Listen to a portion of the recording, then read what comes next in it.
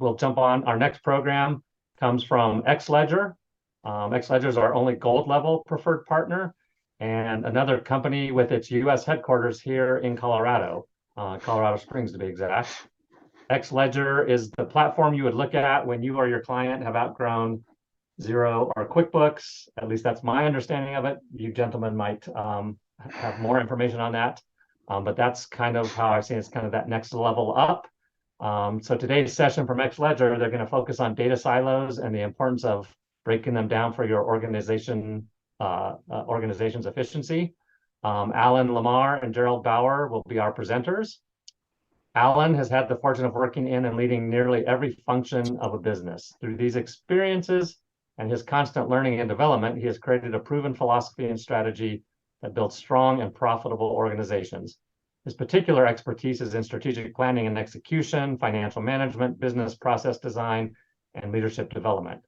Alan has also been certified by the Colorado Small Business Development Center as a business consultant. And since 2001, Gerald has been responsible for the development, maintenance, and continuing direction of over 450 websites, e-commerce websites, web-based applications, and electronic marketing ideas, including automated customer retention programs. So a lot of tech savviness there in terms of websites and that kind of thing. He's also subcontracted with companies such as RealityWorks, Genesco Holdings, which is part of Nike and Lids.com, Lakeview Medical Center, and several other big firms, as well as working on implementing statewide data systems for Wisconsin's Department of Public Instruction. Gerald has more than 14 years of experience ranging from basic website architecture to custom frameworks used by multi-million-dollar companies. So both of these gentlemen are very well qualified, and I will let you guys get rolling. Excellent. Thank you very much for allowing us to be here. Let me go ahead and share my screen.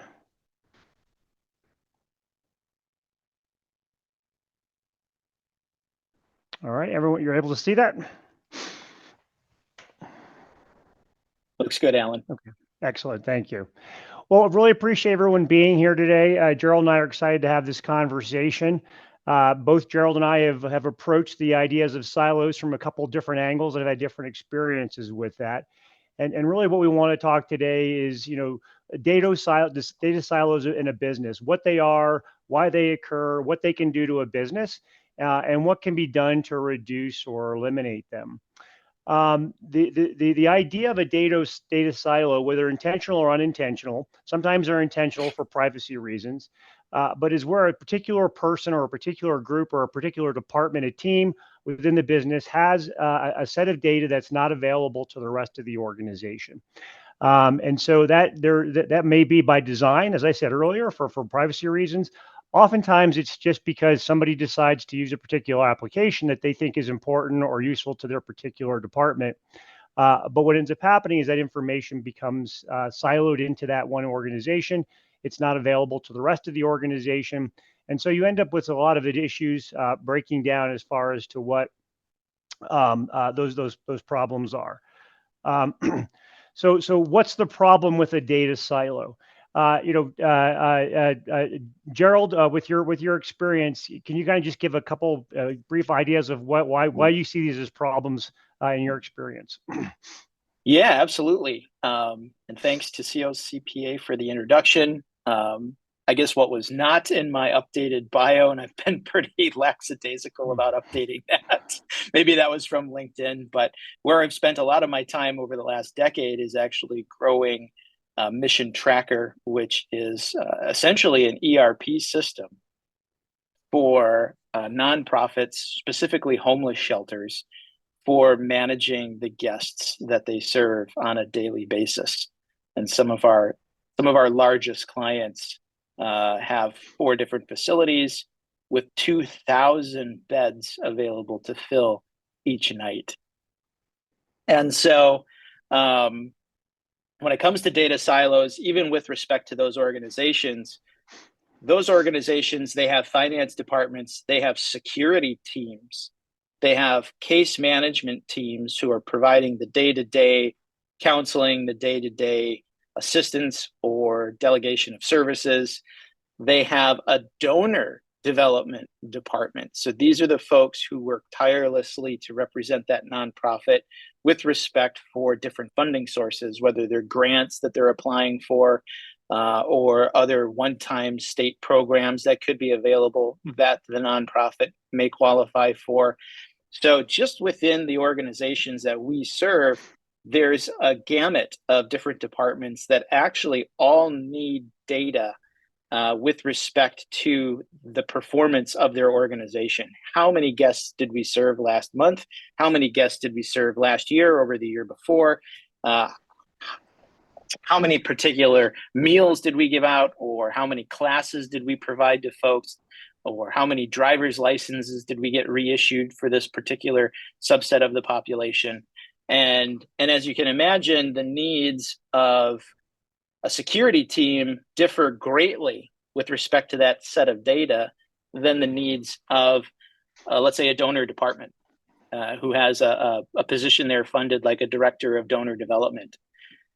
And so if the ERP system is indeed locked in a silo and built in a very proprietary way, or maybe structureless way, it can make sharing that data to those various departments quite challenging. Yet all of them need access to those performance metrics to carry out their operations or their reporting for a gamut of different reasons. So I hope that landed the plane. I felt like that was a little long there, but lots of different examples there. It's great information. My background is not from the nonprofit. It's been mostly in profit. And oftentimes we see in the profit area where we have those data silos. For instance, sales might be using a CRM system that they're using to forecast out their sales.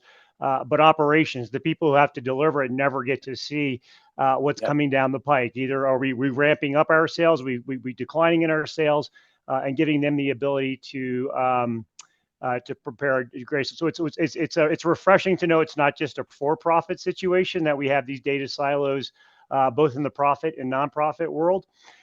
So I think one of the things that really comes up as we're talking about that is the first thing that kind of comes to my mind is really what is happening with these. What are some of the problems with it? And from just describing about what you talked about there, Gerald, and the nonprofit, myself is talking about on the profit side, is really inefficiency, where you get locked into one piece of information and you're not either getting the right set of tools, you don't have access to information to be able to make those decisions that you might have to do to increase productivity. And sometimes it's just actual work, right? Because you're having to download data from one system, put it into an Excel workbook, take that, and being able to go back through. Any other examples of inefficiency you've seen as a result of data silos? Oh, that's a great question. Sure. So we can step out of the nonprofit world. Let's just talk about my company, which I think is the mission tracker team that we have, where we have, client advocates or client support specialists. We have high-tech engineers. And one of the challenges that I think leads to inefficiency is what I call technology fragmentation. And as a part of, like, over the last 5 to 10 years, as turnover across all industries has really ramped up, has become a phenomenon that, I've participated in panels from the economic development standpoint of our region and our city. And, for a few years there, turnover and staff or team member retention was of the highest priority for these organizations. You bring new people into a team, they like to bring their tools with them. And so it really doesn't take much time for an organization to have everything managed in 2 or 3 different software suites, and then you expand your team by 3, 4 more people, 2 other people turn over and you replace them. And now all of a sudden we're using email to track some correspondences. We're using Smartsheets to track other correspondences. This department would like to use Monday.com for some of their transactions. Somebody decided we should be communicating in Slack for other use cases. And now we're paying 15 different subscriptions for a team of 15 people to get the work done. And that fragmentation, as sexy as all this technology may sound when we're buying it, leads to the bullet point you have on your screen right here. And it's a lot of inefficiency. Hey, I think somebody sent me some detail about this particular problem. Was that in Slack? Was that an email? Was that an attachment that I saw in Smartsheets? Right. it becomes very, very, very difficult, and then therefore very, very inefficient. And then companies have to figure out, well, what are our policies for using each of these tools? And now you're spending time doing policy creation, which, Yeah, that's is a also great time example. and money. It's a great example today with the overwhelming number of applications out there, specific apps that people might be utilizing that can further silo and sub-silo a department even within a company. One of the other things that it really concerns me when we think about these silos is really poor decision making. And oftentimes it's not the judgment of the person making the decision. It's just that they don't have the ability to get all the data to make better decisions. In some of my experience, I've had the ability to be in the acquisition and operation through private equity of over 19 different companies that we've had. And as we're doing due diligence in these businesses, when we're going through it, it's amazing how much poor decision making that we're seeing as a purchaser or acquirer of these businesses had been in the past. As a result of it, a good example for this is in the especially in the purchasing realm of things, where there's no control over what's going on as far as decision making. And so you set a budget for these companies, and oftentimes they get into a situation and they've made a decision on how they're going to spend that money, but no one has access to the budget. They don't understand where the company is as far as financially, and then they go out and maybe make a decision that's maybe a little bit premature. Or actually is just expensive and unuseful to the company. That's just a small example. We're not even talking about decision making and strategy of where you deploy your capital, deploy your resources, and so forth.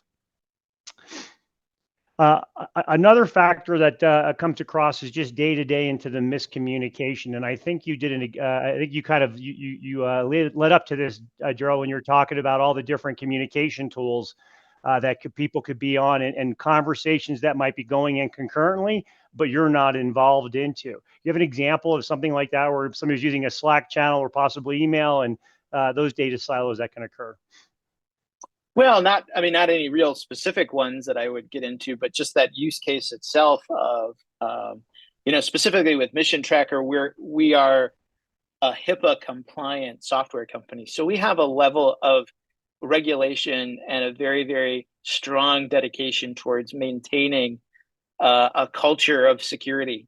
And so we have to become even more persnickety when it comes to how we choose to use these certain channels, which led me to my previous point about you actually have to spend time in creating policies around these tools that we're using versus somebody just bringing them in. And your new team members may ask questions. Well, in our case, do we want to do any client support related activity in Slack? And we have to evaluate that. And well, if we have a BAA agreement on file with Slack, then we have the security guarantees in place that we could potentially use that as a secure means of talking about a particular end user. And so we have to be very careful. That's probably a very good decision. If there are folks working in healthcare, you have to think of different things like that.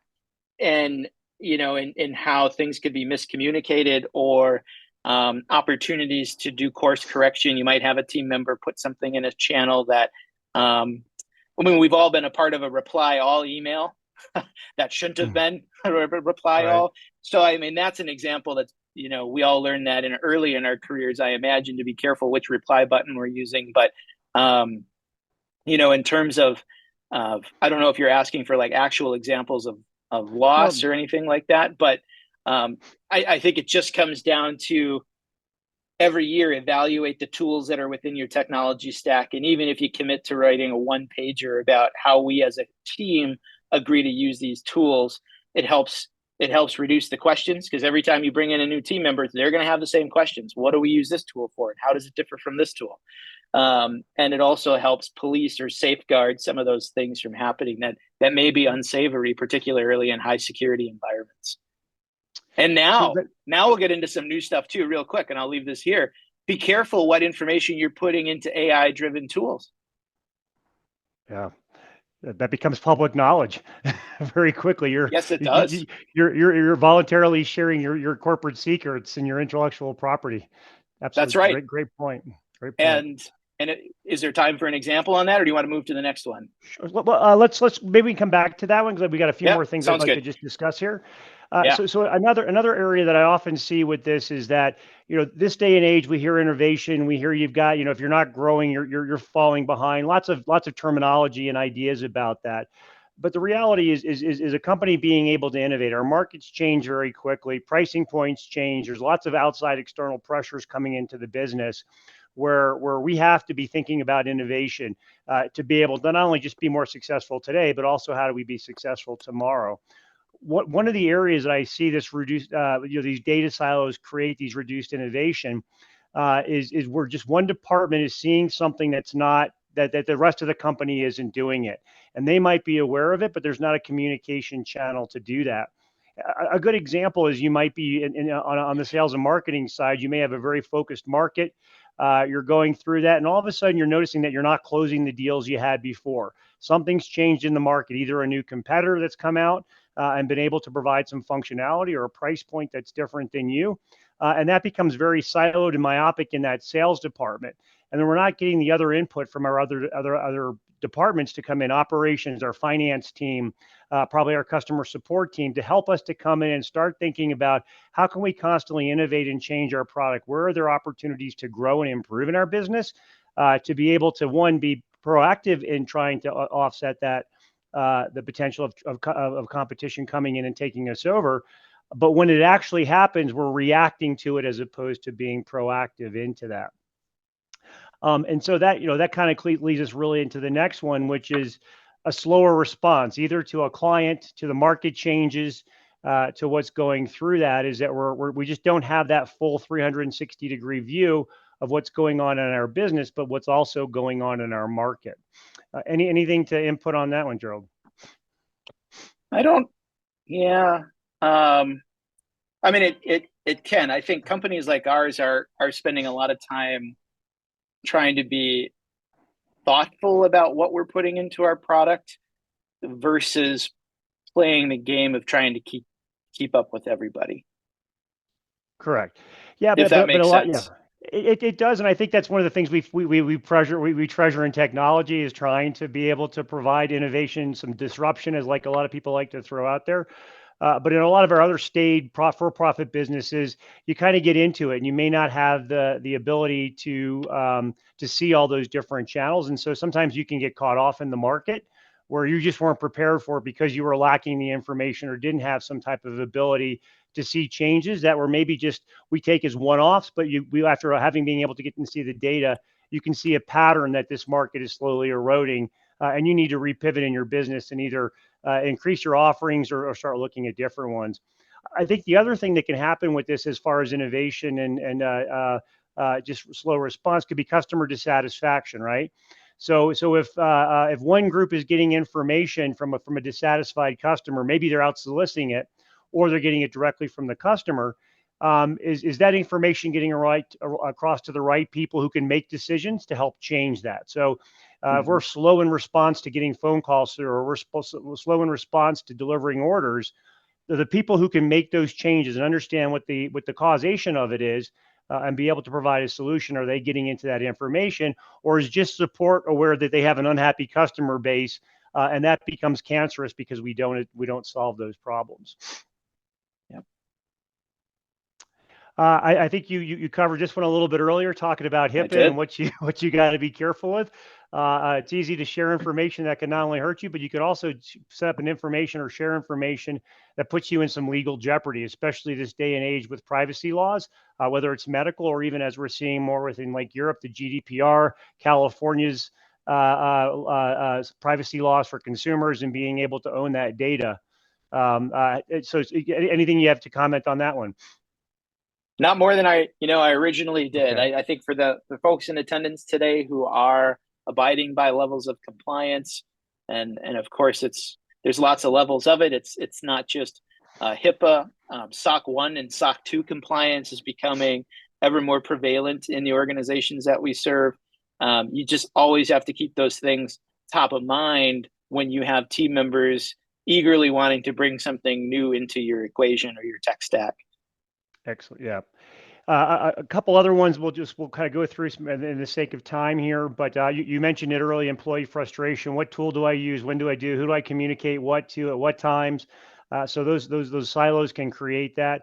Another one that I think is really very important, and oftentimes, especially in small businesses, there can be an assumption that I'm too small to worry about a security breach. I'm too small. No one's going to come after me, and that's not necessarily true. But oftentimes, most security breaches or a number of security breaches aren't because of a bad hacker. It's because someone had information that they shared in an appropriate way. I remember an experience in my own background where I was with a payment processing company, and we were moving them from one system to another system, and we needed to move credit card data from one gateway to another gateway. And the person who was doing it inadvertently put it all into an Excel spreadsheet and put it out to email. And had multiple people copied on that. So imagine if you were working with a business and you gave them your credit card information so they could charge your card, and all of a sudden they're distributing it to anybody out there. Those are the types of security breaches where we're taking data from one situation, putting it in like an Excel file or a Word document or something else, and then sharing it without really thinking the consequences of that. There's a couple others here. I think the other one is just missed opportunities. We talked a little bit about before innovation, and we're thinking more in the market term about the building the business. But I think there's missed opportunities in how we better serve our existing clients. And I'm sure you've seen some of those situations with Mission Tracker and guests that are coming through, where missed opportunities to better impact the lives of those people that those missions are trying to help. Any kind of insight to that, Gerald? In terms of missed opportunities, even within our realm or the clients that we're serving, all the time. That would be I guess would be the answer. I mean, if let's put ourselves in the position of one of our large clients with 3 different campuses and 2,000 beds to fill. I mean, if their teams aren't seeing on a regular basis transparency for maybe one of their outreach shelters, or they see that there's consistently 20 available beds that happen to be available to serve individuals in need, but those metrics aren't making it up to other departments who work to fill those beds, I would consider that a missed opportunity. That organization is saying, because we didn't have very clear dashboards or very clear reports of where we're at each day with the services that we provide, we're missing out on helping different individuals. Okay, thank you. So I think we've gone through and kind of talked about some of the main key problems that can occur from that. So that's great. We know the problem. Okay, so how do I fix these? How do I build create or build a company structure that removes out these data silos? So I think there's the first kind of, I think the first aspect is really trying to develop a sense of transparency in your culture, where owning data is not necessarily a form of power. So your head of operations, your head of support thinks they have power because they have information that other people doesn't. But getting to that culture of information sharing is kind of the first way to think about it, is that I don't own this information. It's owned by the organization and it's valuable. Any comments on that? No, I think that's 100% spot on. Couldn't have said it any better myself. Okay, well, Perfect. Thank you. Yep. So it really does come down as well into the leadership buy-in, right? And so if the CEO, the senior leadership team doesn't really see the benefit of this, it's really going to be a wasted effort. And it's not just on taking down data silos. It's any initiative within an organization. If you don't have that executive leadership bought into it and committed to making sure that it gets to work, it's really it's dead on arrival, so to speak. So a couple key things I think that are really important is, how do we get this leadership buy-in in? So you might be a consultant. You could be somebody within the organization, and you're feeling that frustration of being stuck in a silo, not getting the communication, not getting the information you can do that, or to get the service level you want. is how do you start getting that leadership buy-in? Do you have any examples or some ideas of how, like, as a bottom up, trying to get your leadership to understand why this is something they should pay attention to? Well, I think, yeah, there's a few examples to talk about there. Sometimes within our organization, the challenge itself is knocking the door down on the leaders. They don't have an option. I mean, when the executive directors or CEOs, some of our clients have positions like presidents, are hearing from a donor department that they just lost a $3 million grant opportunity because they couldn't get certain statistics out of whatever software platform they were using over the last year, that stings. Right. And so you want to talk about a different type of missed opportunity. There are $3 million missed opportunities, all because the data was so siloed and so difficult to run custom reports out of. And so the need for that is kind of knocking the leader's door down. And I can't say, especially in the last 3 to 5 years, we are seeing a lot of leadership buy-in, hesitation, or any leaders digging their heels in.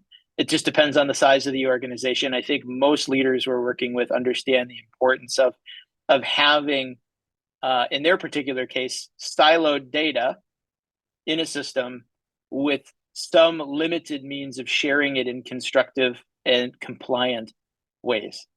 Yeah. Okay.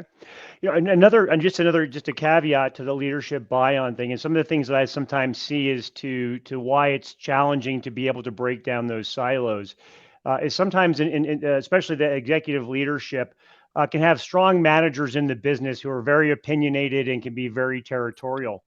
And sometimes don't want to pick the fights and say, you can't use that application any longer. We're going to be using this application, and kind of force that through. And one of the tools that I've seen very effective in trying to overcome the kind of the emotional or the political nature of some of this leadership buy-in is to really proactively go out and do a gap analysis of how does information flow through your organization, and more importantly, how does it not flow? And oftentimes what you'll see as you do this exercise is you find out that where these gaps are is typically where you have the ball being dropped. Something happens. This is where your problem issues arise through either the delivery of your products, getting the financials getting corrected, being able to process expense reports, whatever it might be. You always, when you start getting through this and track that workflow, those gaps become where the constant pain points are in the business. Once we notify those, we can start or identify those, we can quantify that stuff, right? We can go back and say how much it costs every time we've got to make a concession to a customer. We can say what the problem is not being able to have accurate financials because some of our expenses or our operating costs are not getting into the financials every month. So I think that's a really good way is to begin to do that, is to really be able to not just make it an emotional or political or a kind of a nirvana of shared data across the entire ecosystem, but this is what it's costing us not to have it, and this is what we can save by doing that. Another aspect of it too is don't go in and try to solve the problem overnight, right? You're not going to break down every silo. You'll probably end up doing more harm than good to the business if you go in with that kind of attitude. So I think a key factor in this is really ranking what are the biggest pain points that we have, what's limiting us either to serve our customers or what's limiting us to be able to build out our business in the future, and really look at those things where you're going to get that kind of that 80-20 rule. What are the 20% of the things that we can work on that are going to give us 80% of the benefit? There's a couple factors into that. One is that it's much easier in scope. You're going to have a better chance of trying to actually get that project through, and you have a much greater chance of it actually succeeding in the long run. But kind of one of the benefit or the outcomes I see of this when you go into a ranked solution is now people see the benefit of it. Now they start to be believer. You're not having to convince them. You're showing them what breaking down one silo might do and how that improves the operation or improves employee efficiency, employee satisfaction, reduces security breaches. Then the rest of that 80% that we didn't address starts to come into that. So one of the things I imagine, Gerald, is when Mission Tracker comes into a new organization, you're having to go back and you're having to get, okay, how do we get this across? How do we get these three different operations to talk together? Can you talk a little bit about kind of the planning and implementation that Mission Tracker does to help make sure that we're getting success in that systemized information channel?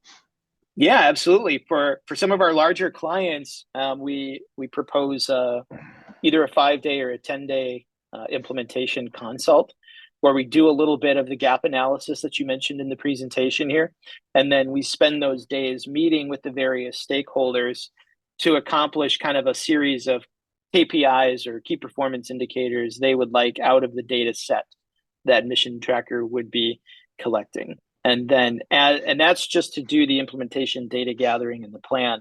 If we assist them with actual implementation, we can then set up objects in the software or set up custom reports for them to make reporting on those KPIs, a click or two away, that we can, after 6 months of implementation, and we have team members using it. I think one of our larger implementations involved having 140 team members trained. Okay. That's a big effort. And to your It is. point, you can't go into an organization of that size and expect to replace 5 pieces of software within 6 months. And I would say that that's one of the largest challenges we face sometimes, is that leadership gets excited. We see more excitement and over buy-in than we do heels getting dug. And in some cases, we're having to coach our clients that, our product is slowly evolving into the complexity of a medical management information system, something that you could deploy in a small clinic, as we store HIPAA compliant notes, medication records, bed assignments, counselor like doctor assignments, and that many leaderships expect implementation to happen in 60 days. Well, we can have all of our reports, so we can be up and running within 60 days, right? And the average time to implement a medical management system is 2 years for a clinic.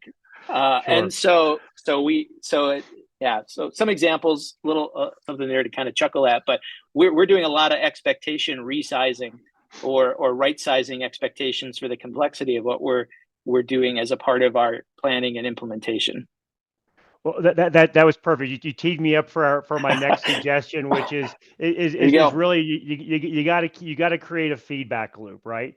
And so like anything in today's world, or really any time in the world, you just can't go in and say, okay, I broke down the silos, they're done, and everything is, it's all nirvana at this point. So having that feedback loop, to your point, of where you have to do this over a period of time, you do it very iteratively and strategically and focused. But things change. Am I got the right information? Are the right people getting into that? So that constant feedback loop, where those that are having to either share the information or to receive the information have a way to communicate this is working or is not working, is really going to help with the success of that initiative across the board. Well, cool. So kind of talked about some areas. How do you get this going? How do you get buy-in and start being able to, from a philosophical or strategic standpoint, how do you get the organization to start getting into buying in and breaking down these data silos? The next question is, okay, great. Now how do I do it? What kind of tools and tips can we use to create this? I think one of the first one is, and I think this is true of pretty much any initiative you're going to bring into an organization, is your culture aligned with this mentality. If you're in a culture where everyone is very siloed and just in the way they react, they're very individualistic in their information, the way they work within the organization, it's going to be very challenging, because they're going to view that information they have as a form of currency. It either gives them power or it gives them clout into it. So I think the real key factor in that, really starting off is in that culture, is that getting that transparency mindset that you get through the organization. And again, you don't have to do it across the entire organization. It might just be with the senior leadership team, getting them to start thinking about the fact that it's everyone's best interest to share this information. But I think it's really critical is to start with that cultural aspect and understand what the culture of your business is. And as through change management, what do you have to do to get where people don't feel like information is power? You agree with that, or you have any input on that, Gerald? I totally agree. Nope. And it just depends on the size of the organization. And I think it also depends on the level of tech savviness of the workforce too. And totally. And I think, and that, goes into the culture, but if you half of our team are, engineers and folks that live and breathe technology. And sometimes they develop workflows that are very tightly coupled with a solution. And so if that ever becomes jeopardized or we're going to replace that solution with something else, it causes the heels to dig in, the brakes go on, and lots of conversation is needed to do a SWOT analysis of whether or not this tool is really going to get the job done, or if the switch is going to be worth it. And is it worth the time, the money, the energy to do the change? Yeah, absolutely. And I think part of that cultural thing too is also, if making sure that you're getting that culture where you're actually, you work to milestones, you measure KPIs, you have ways to go through it. So as when we talked about that 80-20, spending 20%, 80% of your time on those 20% of processes that you have as you prioritize them, you have to be able to quantify the success you're having through that. So as that culture, you want to get into not only just what are we working on, but when are we going to say this is what it looks like? What does it look like? When is it going to look like it? What are the timelines? Who has responsibility? And how do we measure that success going through it? So it brings in the culture. The other aspect of it is technology. And technology in and of itself is not the solution, right? Because we talked about earlier all the different technologies out there, which could end up creating a jambalaya of technology where you still don't get any of that information. But technology can be a help. And so Mission Tracker, one of the things that Mission Tracker as well as Xledger does is we provide a framework to be able to start creating and breaking down those data silos by looking at where, what are we trying to accomplish in that, whether it's the financial, the accounting piece of Xledger, business intelligence, so that you get that feedback, or Mission Tracker, where you're connecting diverse operating groups to be able to serve a guest through that, really comes in. So can you talk a little bit as you counsel your clients when you're working with them, they're looking at how they're going to solve this. Obviously, Mission Tracker is one of those opportunities. How do you counsel them to understand that it's not just an amalgamation of all these different technologies, and sometimes it's really committing to one piece of technology that maybe only gets you 90% of the year, right? And how do you kind of work them through that? Yeah, exactly. And I think it's the term I've used in this industry a lot is to shepherd.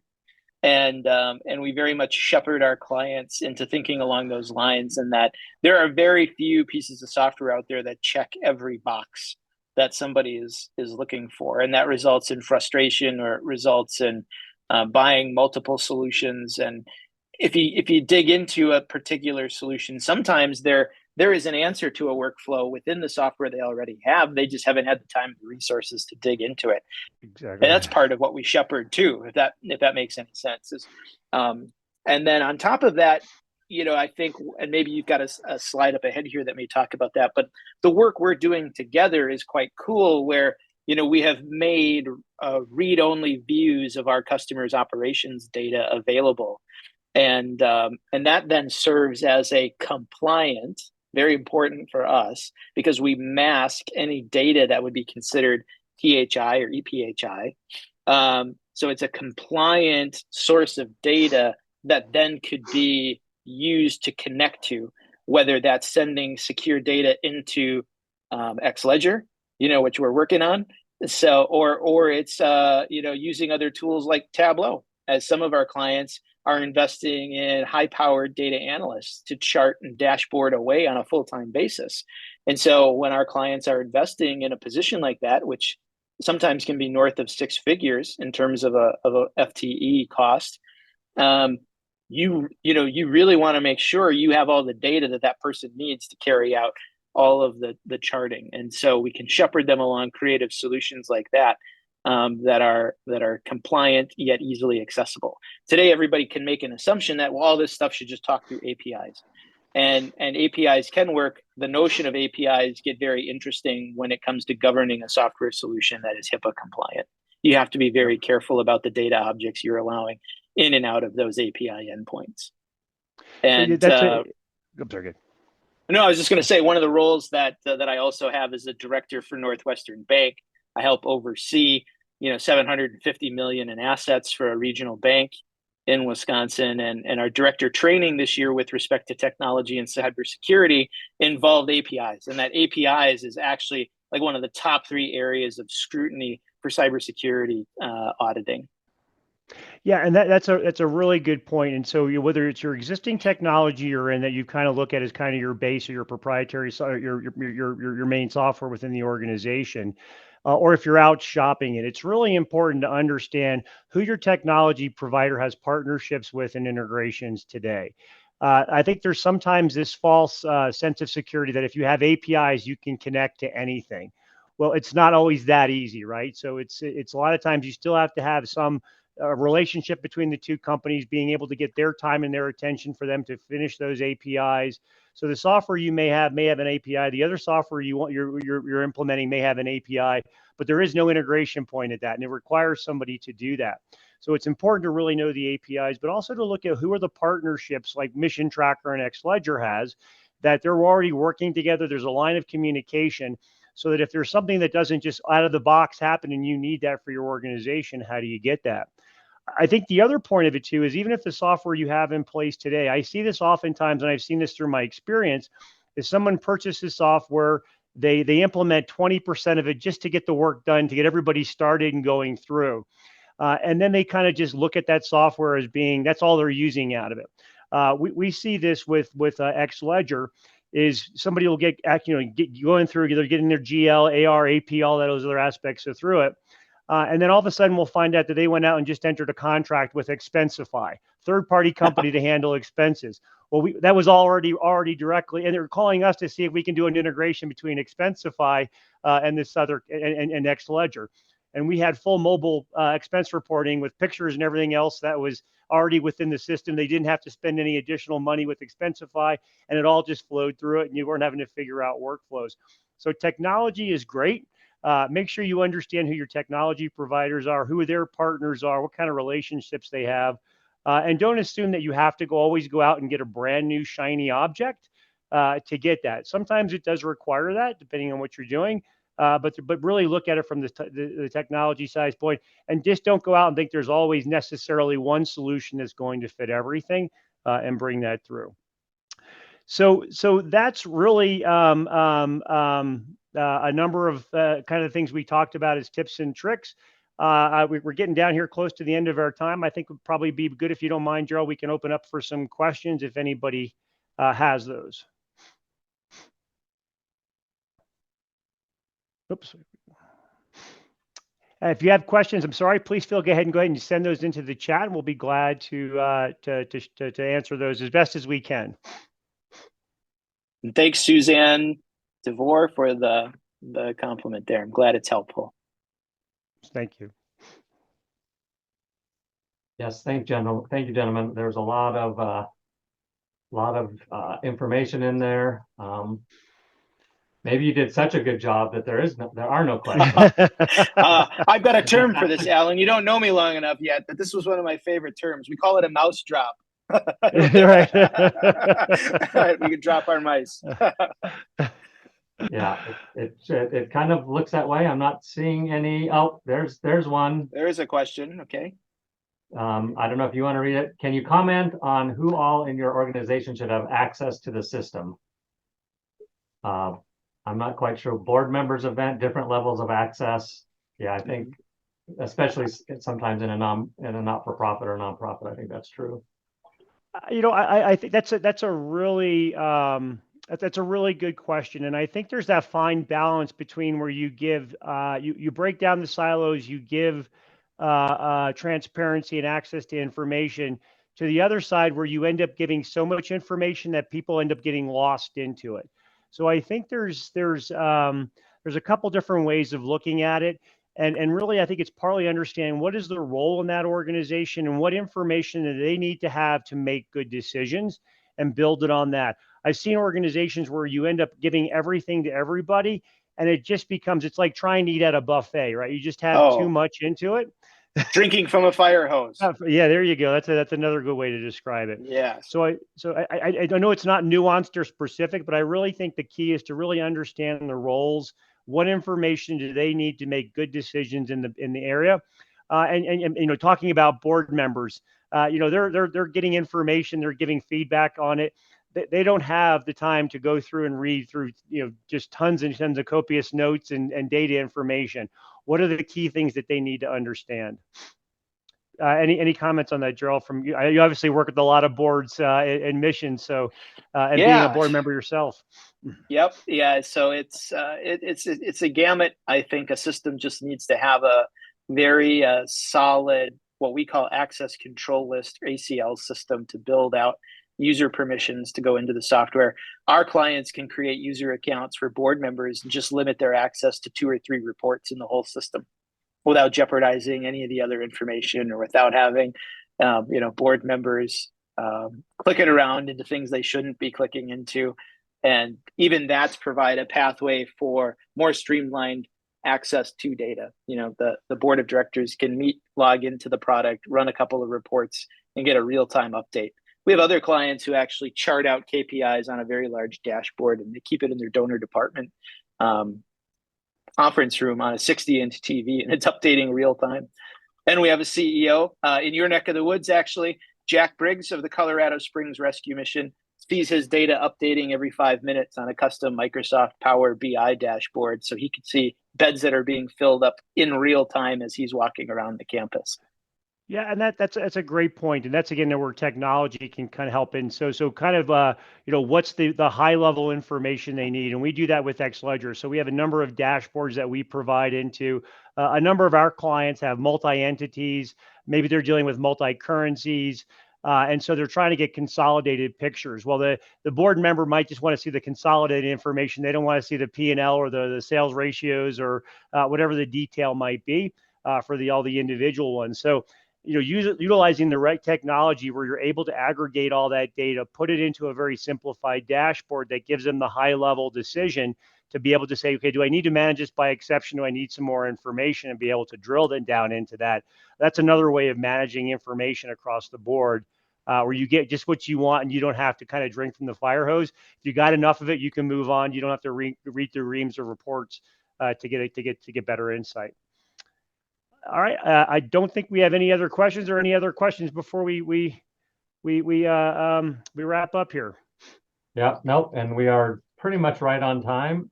Again, very much appreciate both of you. Lots of great comments in the chat. I think people appreciated it. I know this is a ongoing problem for all sorts of organizations. I do like the dashboard idea. We use those here as well. I think that's a great approach. So thank you for that.